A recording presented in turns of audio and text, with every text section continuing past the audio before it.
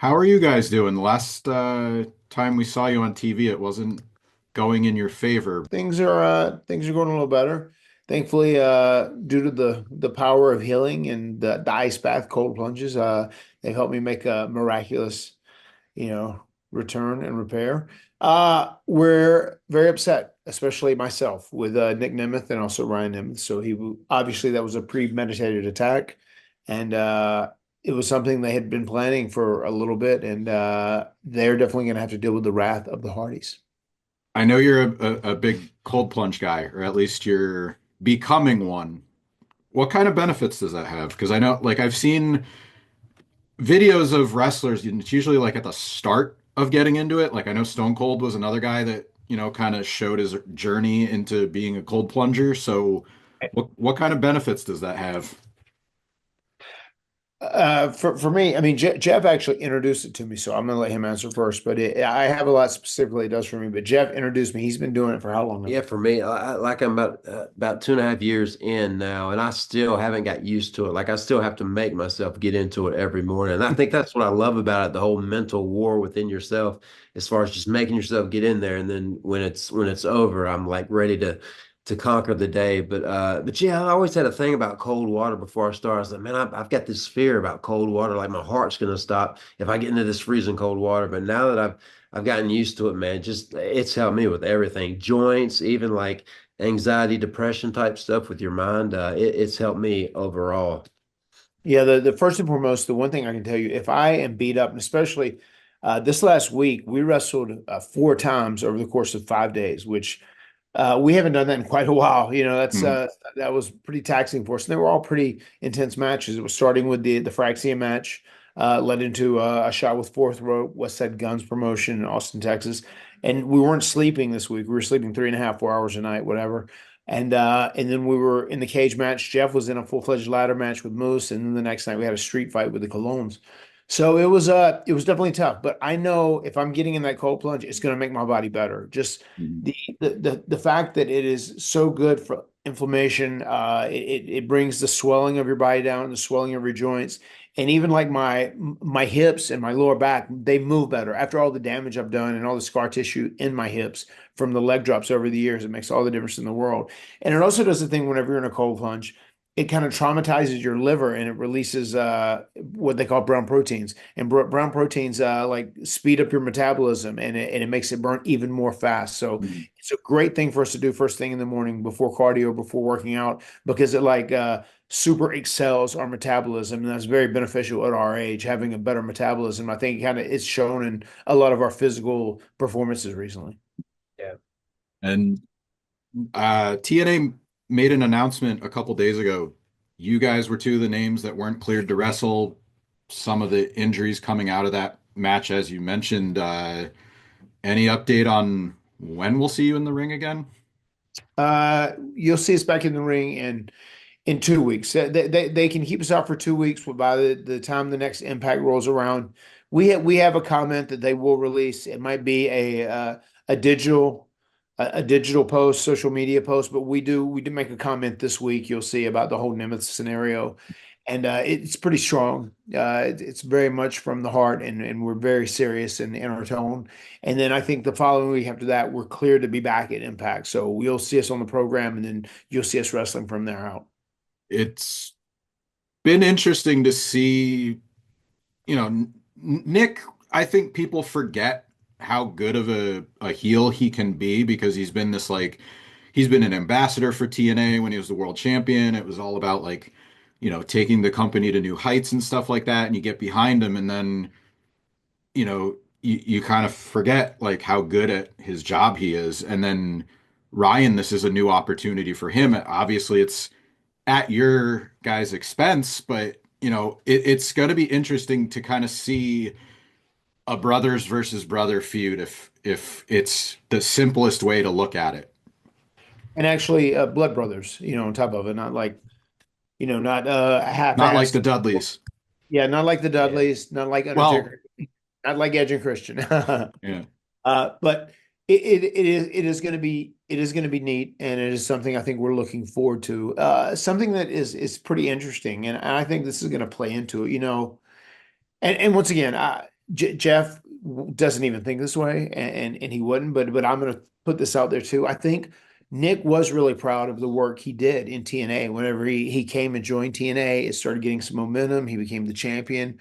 They were doing real well. He was a big mainstream star. Now he's at TNA and he's representing the company and he's doing well. And he was kind of like the centerpiece, and everybody was just going nuts about, oh my God, Nic Nemeth, he's helping TNA so much. He's helping TNA so much until we showed up.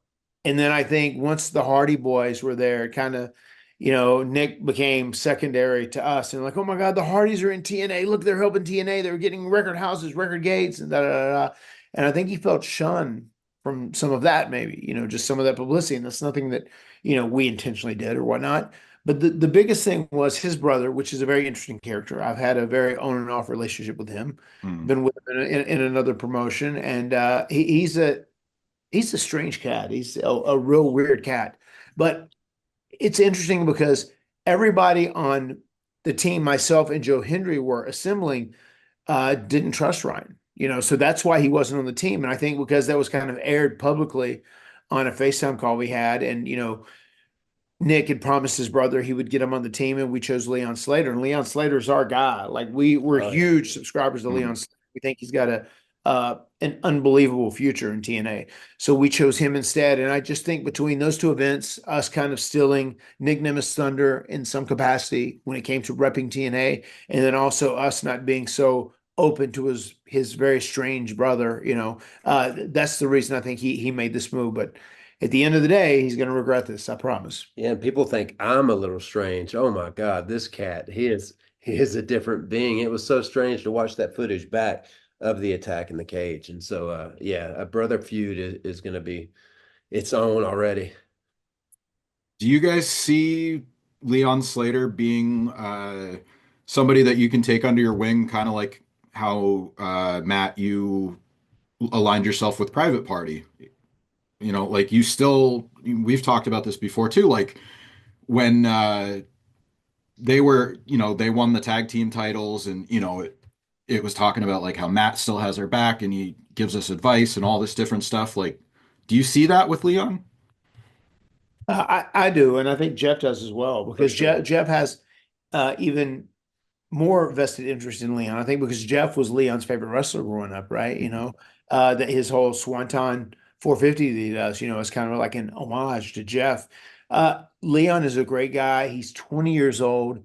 He's crazy athletic, and he gets it. He gets the idea of how you need to be physical and there needs to be aggression in what you're doing for there to be a level of believability in it that you need. And that's something that Michael Hayes instilled in both of us. And yes, I do think Leon is someone that we would like to, you know, help and teach and, do all that we can to give him all of the later in wrestling lessons that we can to help him progress his movement. And he's a great guy on top of all this. Yeah, we were totally like a 2025 version of Team Extreme. Yeah. One of the things that I do like, especially in recent weeks, is there's been a lot of different names showing up that complement, established veterans like you and Nick and, even Moose. Uh, the Colognes were a really nice surprise. Like, if not a little bit random in the grand scheme, because you haven't really heard about them as far as like in the United States. But how often do you guys have kind of like almost like an oh shit moment where you're like happy to see people show up in a company you're working with? I mean, I think it's always, I think you're always happy when you see people that you've worked with, especially people that you get along with and you feel like you have a kindred bond with in many ways. And I'd spent a lot of time with Carlito and with Primo, with those two. So it was great to see those guys show up. And I think they're extremely talented. They are of the mentality that we need to have in TNA, I think, because there are a lot of guys in TNA that are extremely athletic and acrobatic, like Leon, and there's a lot of guys like that, X Division guys and whatnot. But I think we need guys that are like solid workers and storytellers, and that they're really strong in the fundamentals, and those two guys truly are, especially because they're born and bred from Carlos Colon. Hmm.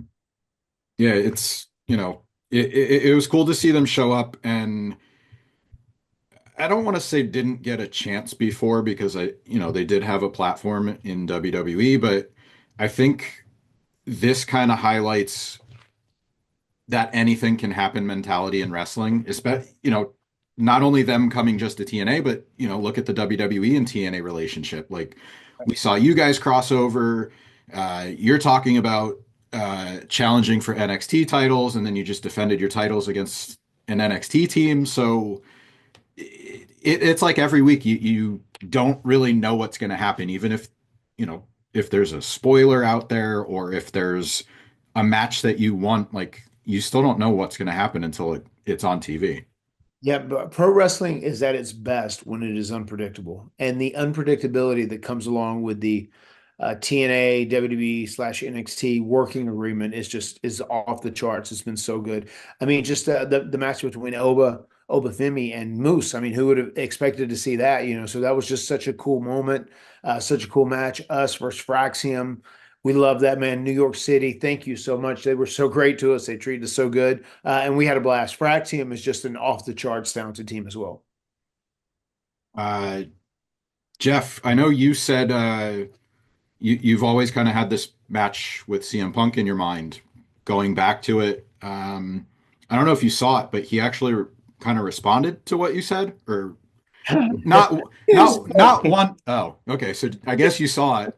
We did see it, but it's so funny because the whoever was interviewing like pitched it to him like it was a serious question, or like it was a serious statement. Like it's been like one of Jeff's ongoing jokes that he does. Jeff has a very dry sense of humor, but he's very funny. And Uh-huh. he keeps saying, yeah, maybe we'll end up, we'll do a Hall of Fame at the E in 2030. I'll retire CM Punk or whatever, just because CM Punk retired him in 2011. Yeah. That was like the ongoing joke, which is so funny. Yeah, I hear that so much still to this day. In '09, man, when CM Punk made you retire, man, oh my God, I cried. I hear that so much still to this day. So yeah, I just said that as a joke one day, and I saw that my wife showed it to me first, and I saw it through Matt. And yeah, I mean, I'd like to fly, but that's not going to happen. Yeah. I Yeah. mean, Yeah, Yeah. I saw that part, and then it was like there's a lot of bridges to cross, and I don't know how long I'm going to be here, and I was like, yeah, yeah. maybe it'll happen, maybe it'll not. But I'll ask both of you, Matt, if you want to answer first. What's the most frivolous thing you guys bought when you finally thought you made it in wrestling? So uh, I'm going to Big Money Matt first. So yeah. That's a good call. It's funny because it isn't frivolous, but the thing that we're most proud of is getting our dad that truck, Oh yeah, and yeah, also the lake that you built for him. I don't, I yeah. wouldn't call those things frivolous though. I was just saying something that is frivolous. Well, I don't know. For you, it may have even been buying your house, because you're just like, fuck it, I got money, I'm getting out. yeah, I did. Yeah, so I got a nice little double wide trailer, man. I was ready to be an independent human being. So yeah, but I know I bought a brand new dirt bike when I probably really shouldn't have bought it. Because I back in the day I used to love to ride. But yeah, I would probably say that a brand new dirt bike to where I really shouldn't have been being on dirt bikes at all. Yeah, I bought a brand new car. I mean, as soon as we started making bigger money and doing good, so I'd upgraded, bought a new car. I didn't go crazy though, because I'm big money Matt is kind of smart with his money. I like kept setting money aside, and like I had a house I wanted to build. I knew exactly how much money I needed, and I put all this money in one account to like wait until I had it all so that I could just pay for the house all at one time. There's that Matt fact people always ask me about. Was it real? Like, Matt paid for his house in cash, and it is real because I did. I mm, saved up money so I had it, because pro wrestling's one of those things you never know. You never know when the ride's going to end. So try and save as much money as you can, and make as much money as you can in the moment, because you never know when it's going to end, either between injuries or your runs over or whatever. Yeah, in the early 2000s when we were young, the young and hip guys doing the ladder matches, me and my wife actually bought a South African raccoon named the Magi. And I guess being I That's was a a good big one. wrestling star and I'm from the Imagination, man, this is going to really fit in at my home and be great for my wrestling persona as well. So that's pretty frivolous, I guess. That was a good answer. okay, no, see, we got somewhere. We had to Yeah. think a little bit on it, but what was it called? The South South African African raccoon. raccoon? Quota Monday. Yeah, I think they're called Quota Mondays. Yeah, Okay. beautiful. How did it take care of your house pretty good? Oh yeah, it did a number on our modular home. It was I it took was some, constantly destroying the house every day. I was like, you have this monster. yeah. My God. Boy. All right. I'll wrap on this. Is there a match or a moment in and this could be singles or together, is there a match or a moment that you guys want people to talk about more? Because there TLC matches come up all the time, different excuse me, tag title wins come up all the time. Uh, Matt, I think of WrestleMania 19 a lot. You open the show, and Jeff, you and the Undertaker on Raw, different stuff comes up. Is there one that, whether it's like just in an interview like this or maybe a meet and greet, you guys would like fans to approach you about more? I'll tell you one of my favorite matches, and it's probably also because of the distribution of TNA television this time, which I think was excellent. It's one of my favorite matches, and I think both people in the match did such a great job at the way we executed everything, and also the outside pieces did as well. And that is when I won the TNA World Title for the second time from EC3, and we did a double turn where it was the last man standing match, and like I had bought tires, Big Money Matt had bought tires, and my wife was involved, and we just it was a whole big to do. But by the end of that match, starting the match, I was getting cheered, he was getting booed, and by the end, it totally reversed. I was getting booed out of the building, and he was getting cheered. So that's one thing that I'm really proud of. That I think is very underrated. I don't think it gets the credit it deserves. Yeah, and I always go back to the first ever tag team ladder match because all we had was really the Razor Ramon Shawn Michaels ladder match that like changed my whole perception of wrestling and what a match could be. But that first ever tag team ladder match just changed our lives. I mean, for the better. That really during that match is when I was like, oh my God, we're on to something extremely great here. Actually, I'll say one more. I think Apocalypto, whenever we did that at Total Nonstop Deletion, the match that aired from our house, it was a cinematic match where we invited all of the tag teams in all of space and time, like the Rock and Roll Express. There, we were this close. If the dates hadn't have changed, the Bucks were going to be in it. But we had a whole bunch of tag teams that were in there, and we fought all over the Hardy compound. We went to Cameron, the city, and shot there. And I think that is our best cinematic match that we have ever done, in my opinion. And that's a match I probably would love to see get more love than it does.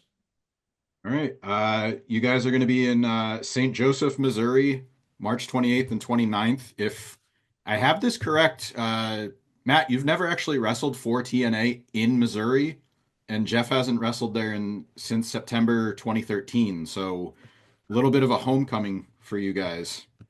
It'll It's be interesting because I know I've wrestled here with WWE and AEW, but Mhm. you might have just came across a new. Matter of fact, Matt has never wrestled in Missouri for TNA. There you go. I'll have to check out the podcast for it. Yeah, maybe that'll be because I'm getting ready to record that, so that might be Okay. my.